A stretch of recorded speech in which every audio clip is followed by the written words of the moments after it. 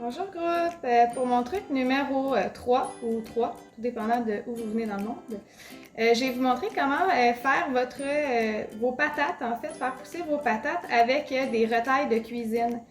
Si vous me connaissez, hein, vous savez que moi, ça a été toute une histoire l'année dernière. J'ai fait pousser une quantité incroyable de patates seulement en utilisant celles que j'avais et qui germaient un peu.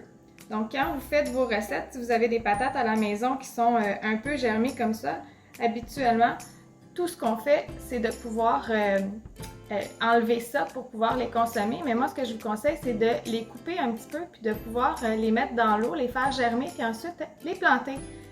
Ça va faire que vous allez avoir des patates pour tout l'été ou pour le temps que vous voudrez. C'est amusant, puis ça prend seulement une patate un peu germée à la maison. Donc, la première étape, comme je disais, c'est lorsqu'on utilise sa patate, on la coupe. On coupe le petit côté, puis ça fait une espèce de cape de patate.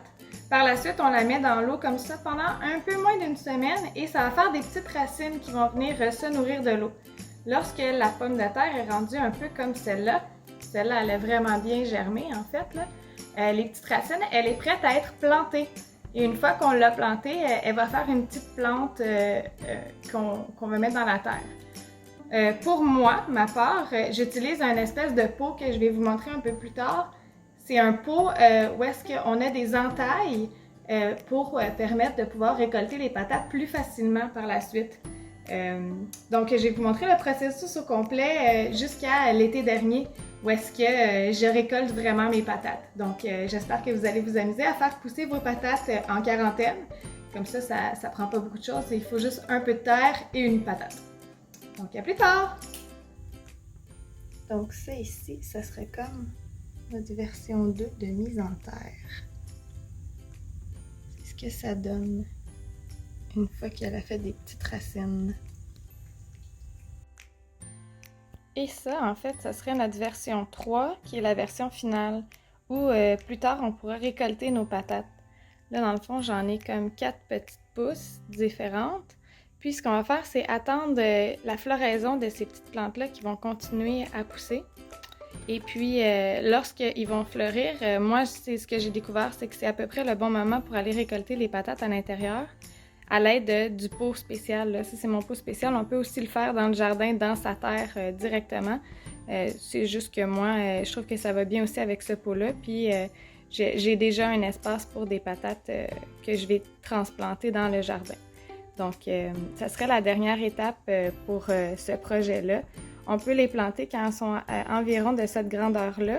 Et puis ensuite, il faut toujours se souvenir qu'il faut ajouter de la terre. Comme là, elle serait prête à ajouter de la terre pour pas que les tiges deviennent trop grandes comme celle-là, en fait. Donc, on ajoute de la terre pour recouvrir jusqu'aux prochaines feuilles.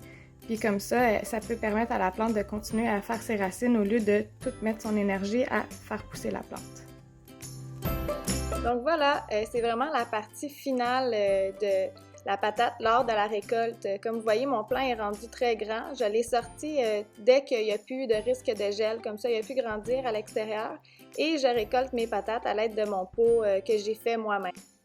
Également, si vous êtes plus du style jardin, vous avez un petit coin de terre où vous pouvez transplanter vos patates, vous le faites au même moment, lorsqu'il n'y a vraiment plus de risque de gel, faites bien attention à ne pas briser les racines, puis vous pouvez les transplanter directement dans le jardin, puis aller les récolter dans la terre, pas besoin de pot.